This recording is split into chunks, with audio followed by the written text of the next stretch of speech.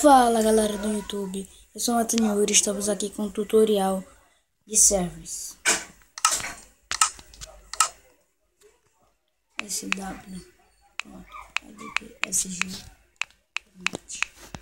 O nome você pode botar qualquer coisa, adicionar servidor, botar ele vai estar aqui. O Skywatch você pode botar SW, qualquer número até 124 que ele pega. Vou fazer aqui 5.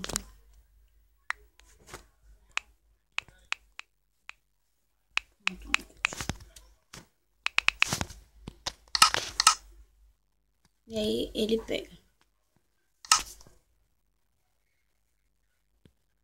Como a internet não tá muito boa, vai ficar carregando. E o meu nome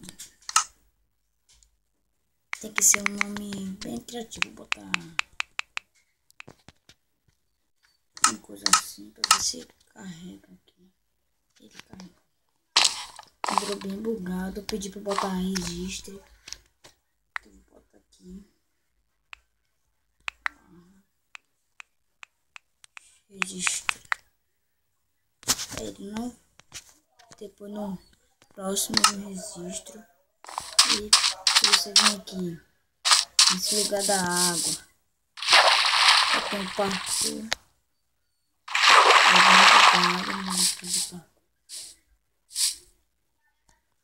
Para você dar o super pulo, só você dar clicar 2 vezes rápido no botão de andar. Assim o seu pulo é maior.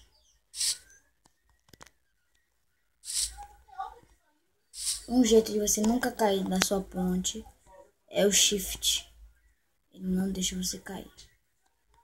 Mas se você estiver fora do shift, é claro, é óbvio que você vai cair. Esses são alguns servers.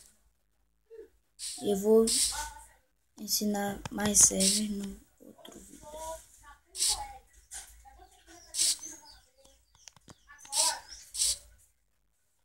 Tá um pouco barulhento, é a vizinha aqui do lado.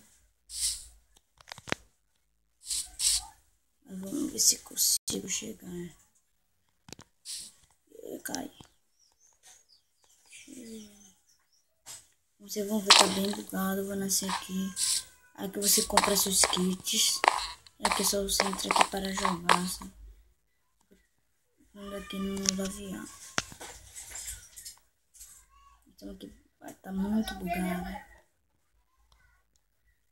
Eu tô aqui no tutorial. Passar só clicar 2 vezes no portal do filme. E também tem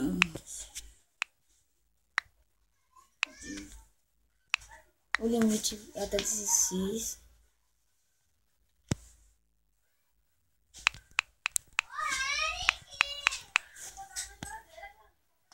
Não tá bem bugado.